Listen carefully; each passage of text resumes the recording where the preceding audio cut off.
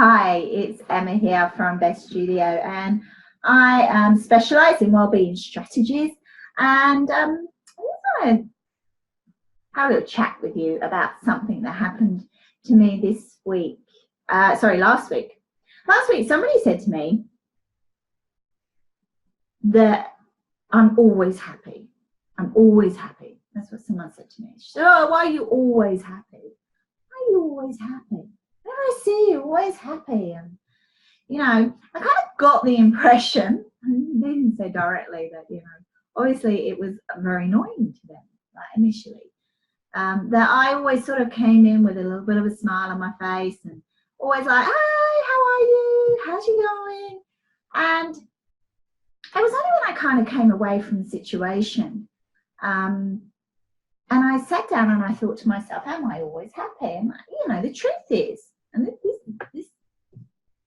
hand on heart, I'm not always happy. It's impossible to be always happy.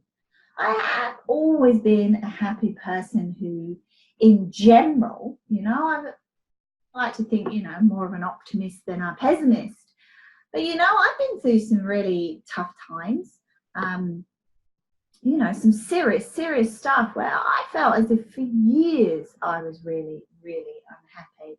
And, I don't know if on the outside whether anyone really kind of understood that. If they understood that, because my default is to be sort of smiley and enjoying life. So then I started to, as you do, these things happen. You start really sort of unwinding and unpicking what's going on, and you start thinking to yourself, well, was I being, when I am unhappy and then I go in and pretend that and I go in being happy, am I pretending? Am I being honest? Am I working with authenticity, integrity? Maybe is it an old belief system that I've got that one mustn't ever show like they're unhappy? I started to kind of overthink it a little bit. But look, it's really important, I think, as well, to really kind of analyze sometimes, especially when somebody points something out that you think to yourself, yeah, okay, let me have a little think about that, and just check in with myself. Then I realized, like, as I said, I went through sort of very tough times, especially around sort of 2007 through to about 2014. It was, there was 101 really kind of trying, really challenging situations in my life, especially with my family life. And that was, as it happened, brought me to bioenergetic synchronization technique. But that to one side, what it has made me realize is that no, I'm not happy all the time, but I do spend a lot of my day thinking about the things that are going right. I don't seem to overly focus on things that are problems. I don't do that anymore. And I think that's what enables me to get through life. That doesn't mean I ignore my problems. That's no. But I don't focus on problems. I focus on solutions. Now, this wasn't an overnight thing. I have spent a long time training my mind, clearing old, what we call CMOs, subconscious emotional memory override, sort of, the blocks and everything that go in with, sort of self-sabotage, for want of a better word. I spent a long time doing that, and I'm also, every day I train my brain, if you like, to actually see the good in the situation, to the point now it is kind of subconscious. It is really one of those things that I'm not constantly looking for problems.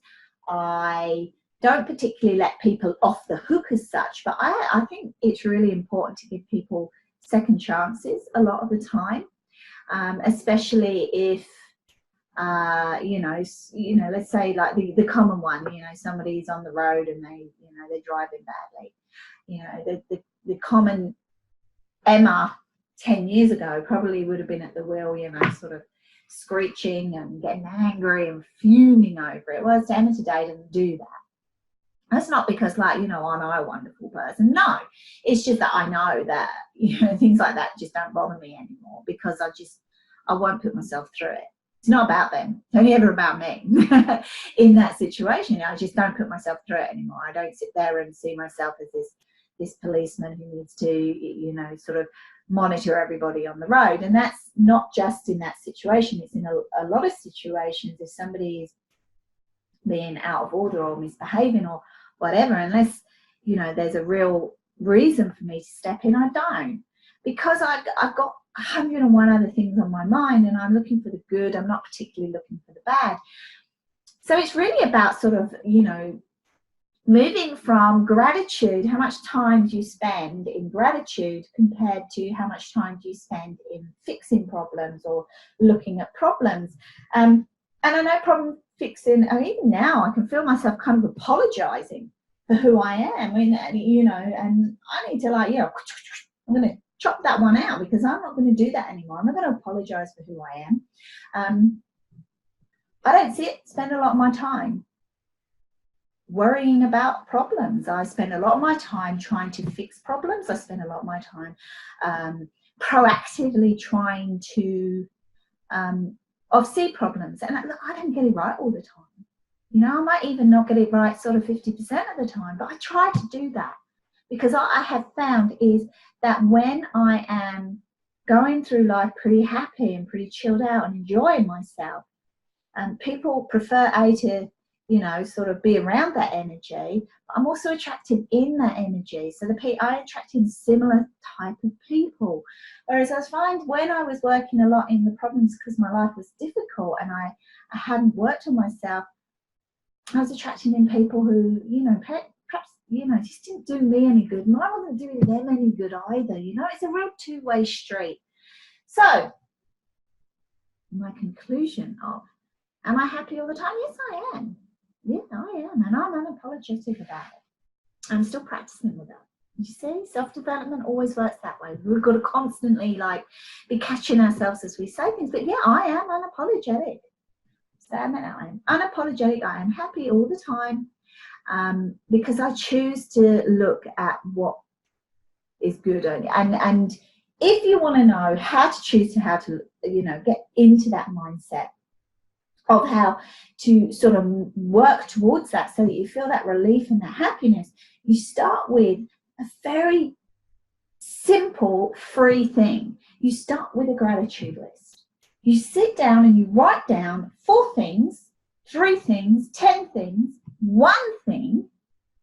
What are you grateful for? And it could be that I'm just grateful that I've got a roof over my head.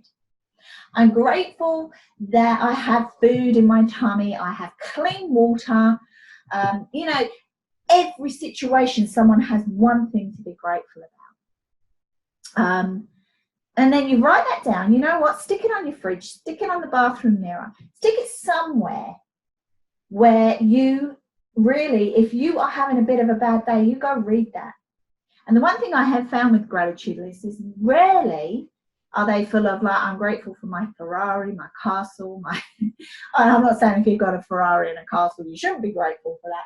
But it's rarely about that. Usually it is about, I'm grateful for, you know, a good friend in my life. I'm grateful that, you know, and just anything that is kind of emotionally, I'm grateful for the time I spent with my children. I'm grateful for, you know, just being down near the beach.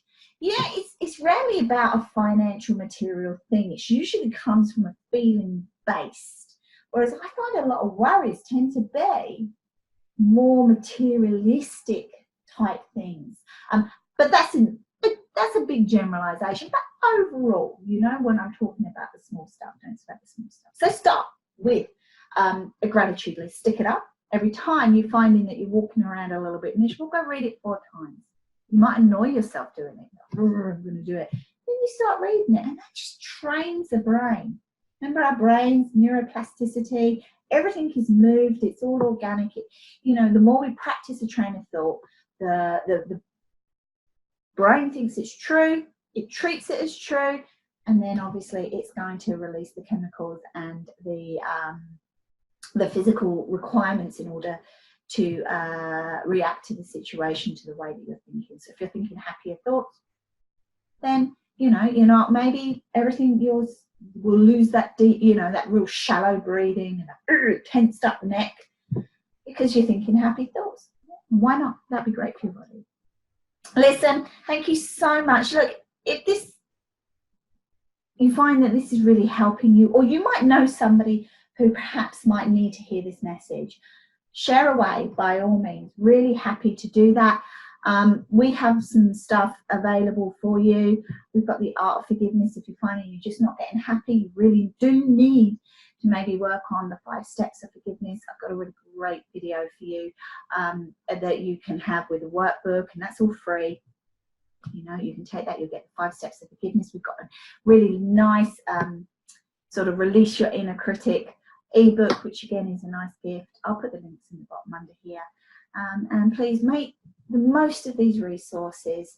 This is life work that myself and Pam from Best Studio, we're constantly studying, we're constantly updating our skill set, we're constantly coming across these issues on a day-to-day basis when we're working in Best Studio, and we just want to sort of take what we know and share that with the world. That's our vision, is to share as much as we can with the world, so that just every now and then you reach the ears of the person who really needs to hear that, and that for that we're very blessed.